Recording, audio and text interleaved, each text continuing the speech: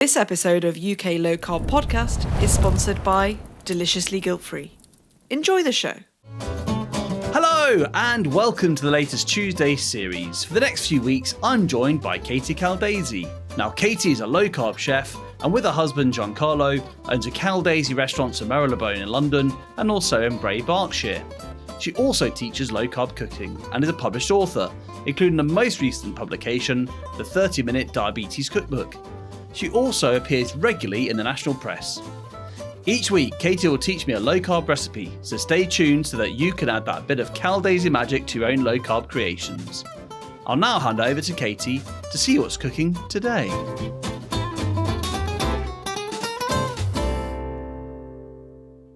Hi everyone, welcome back to another lovely Tuesday episode with Katie Caldesi and I, where we are looking at another one of her amazing recipes from her latest book, 30-minute Diabetes Cookbook. Welcome back, Katie Caldesi. Thank you very much for having me back on the show. It's lovely. Well, it's almost as lovely for me because I don't get to eat the food, but the recipes have been inspiring. You do, yeah, you do. You get to smell it, to taste it for us. But they I don't have incredible. to share it with anyone. You don't have to share it with anyone, exactly. Although, tell your family that later; they won't be so happy. No, but you've done brown bread. You did the Shopski cheese. We did cauliflower rice. All looked incredible. And today's our final recipe. And do you want to tell us a bit about what we're doing today? Yes, I'm going to do a spicy tuna and noodle salad. So rather than rice noodles, I'm going to use these zero carb noodles. I like this brand, but that they are quite similar to one another. And these are noodles that are made out of a root of a plant. So it's the cognac root. And these are these noodles that look exactly like rice noodles and behave like rice noodles. And they're also known as shirataki noodles. So there they are there. Now, I've tried these before and they did have a bit of a fish smell. I don't know if that's yeah, the right because sort of description. in the bag, they come in another bag inside this bag, and the liquid that they're in smells a bit fishy. But actually, I've rinsed these under boiling hot water. So I just poured a kettle full of water over them and then rinsed them in cold water. And now they don't really have a smell at all. They smell, amazing. I don't know. So it's a great way just to sort of soak up the flavours of what you're going to use next. Yeah, exactly. They're really very, very tasteless, actually. So ideal for partnering with strong sauces. So I've drained those out.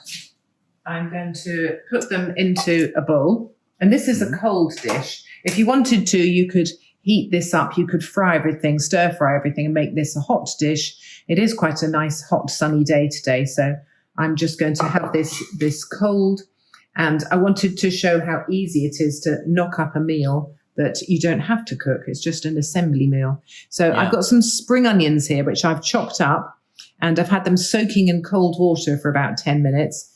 And I'm going to drain those out now, and that just takes the strength out of them. You know, like sometimes if you eat a salad and it has raw onion in, and it sort of repeats on you later, and you can taste it for the rest of the day. These are the little tips that you chefs get up to, to make it a little bit more palatable for us. Okay. You soak your onions in cold water, about 10 minutes, that's all you need, and they'll be much more palatable. And I've got some shredded carrot here. If you're very low carb, you could put something else in there. You could put pork scratching pepper shredded. in, or pork scratching. Yes, you could. Why not? You know. More bacon, more butter. More bacon, exactly. More eggs. You can't go wrong with that combination, really, can you? Yeah. You could put boiled eggs into this dish. Soft boiled eggs would be lovely with it. So I'm just going to stir those onions and carrot around here. And I've got... here I have some fish sauce. I have 1 tablespoon of fish sauce, and I have about 2 teaspoons of tamari here.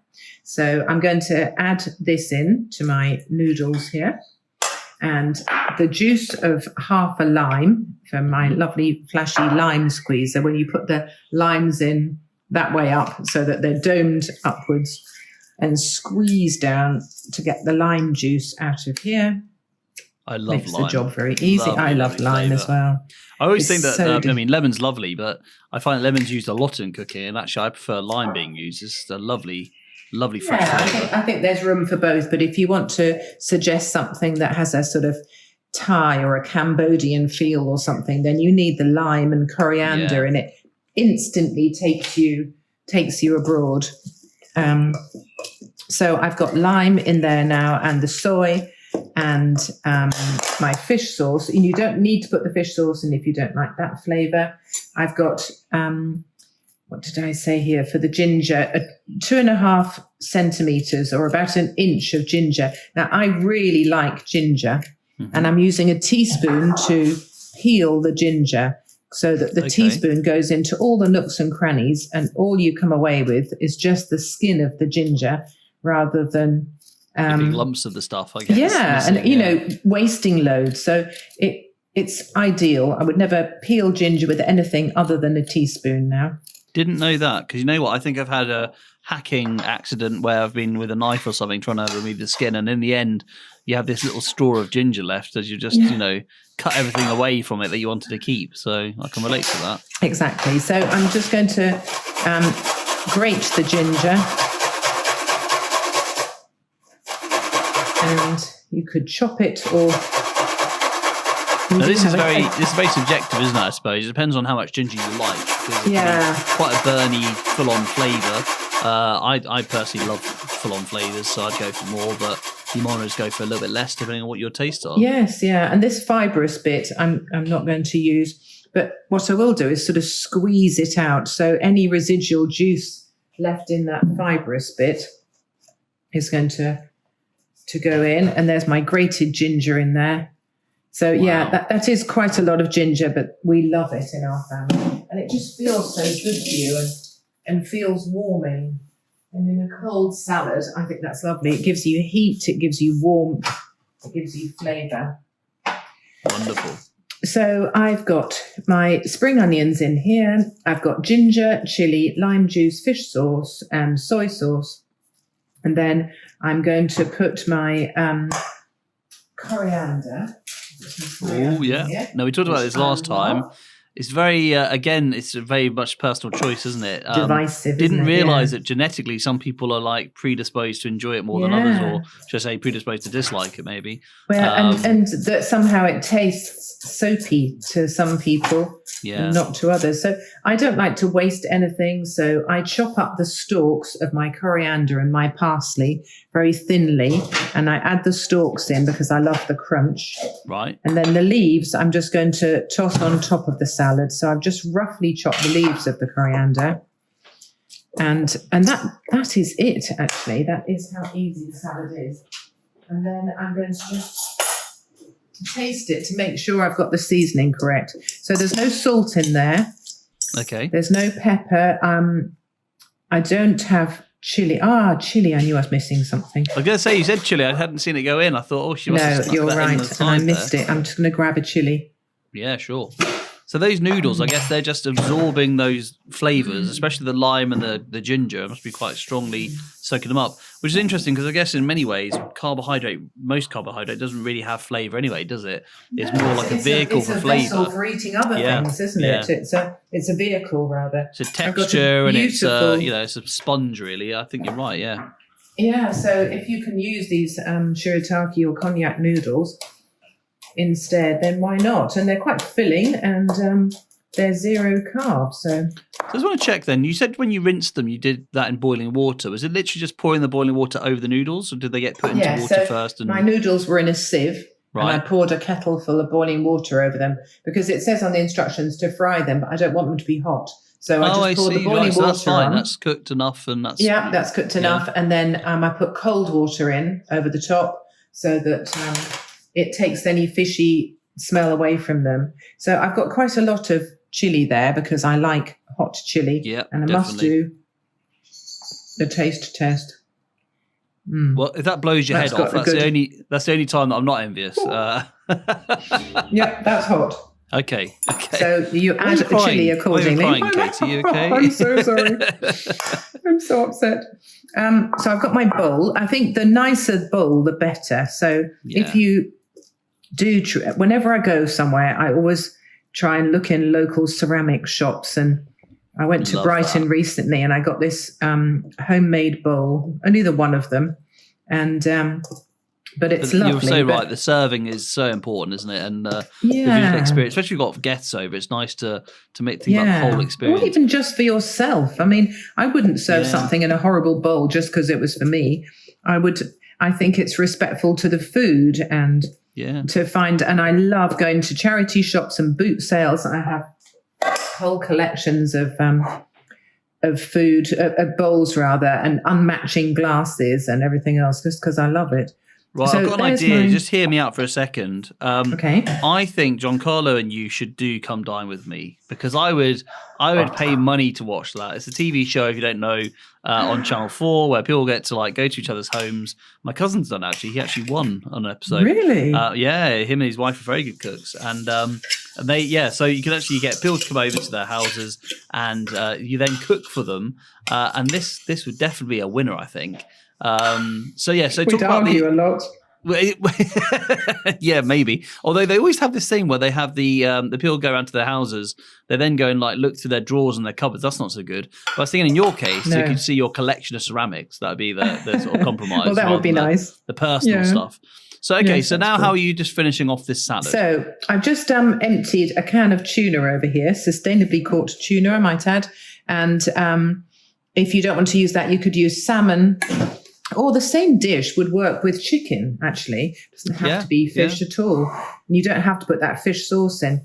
Here I've got some toasted sesame seeds, just so that you've got a little bit extra protein in there and some healthy fats. I'll tell you what would also be good. You could do pumpkin seeds toasted, and that would be a nice crunch as well, wouldn't it? Yeah. I mean, I think once you've got the idea of doing this salad, you can just add whatever you've got in the fridge into it, really.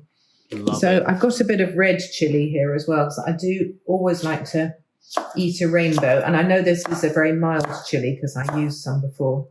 It's got that lovely sort of pop of red on top, hasn't it? Yeah. And then you've got your red and green. So I've got tuna, I've got carrot in the salad, I've got my shirataki noodles, I've got all the flavour from the soy, and I've got crunch of sesame seeds, and to me, it just needs just a little twist of black pepper on there.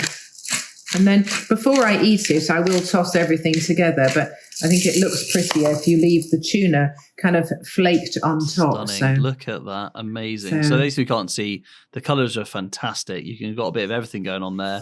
It's the Irish flag mixed with the Italian flag, mixed with a bit of tuna. Get everything going on. Oh, and here the chopsticks come out as well. Got to eat this with chopsticks. It just completes the experience. Yeah. Wow, that looks so good. Well, just want to say, enjoy that, Katie. It looks like another fantastic dish. You've provided us with a bit of everything, and I think the fact that you've got noodles, you've done cauliflower rice, you've done brown bread. That's really good to know that that these carby foods can be replaced completely.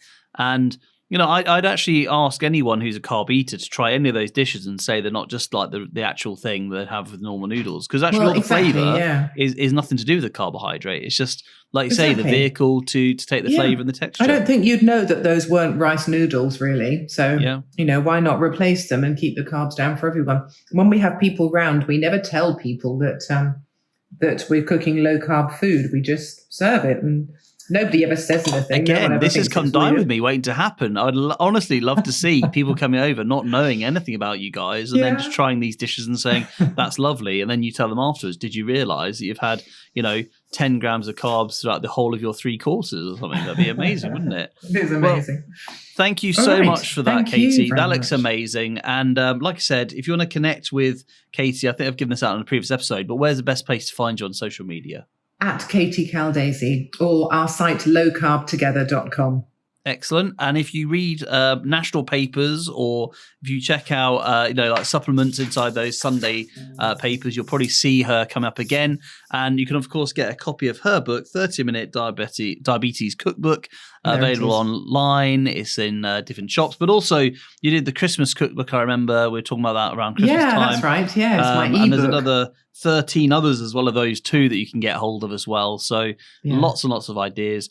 And hopefully when we have things like Real Food Rocks and whatnot again, we'll see each other in person. That would be lovely. And are you doing more cooking lessons and stuff? I'll do the taste testing. You do the cooking, okay? All right. Yes, I'm on Zoom, so I'm doing my low carb Zoom courses. I'm also now doing face-to-face courses, which is really exciting. So at our London Cookery School in Marylebone, or in Gerrards Cross, or in our restaurant in Bray. So come and find us for more low carb ideas. Oh, and I should have said, of course, if you want to go for a lovely meal, of course, you've got 2 restaurants as well. So in London, whereabouts in London is that? Sorry, did you say Marylebone? In Marylebone. Marylebone or Bray in Berkshire are our restaurants. And everything's under caldesi.com for the restaurant side of it, or the cookery school. So come and see us at caldesi.com. Great. Well, thank you, Katie. Have a great week, and I'm going to speak to you on the show very soon. And everyone listening as well, have a lovely week, and I'll speak to you on the Friday's episode. Take care, guys. Thank you very much. Thank you. Bye. Bye.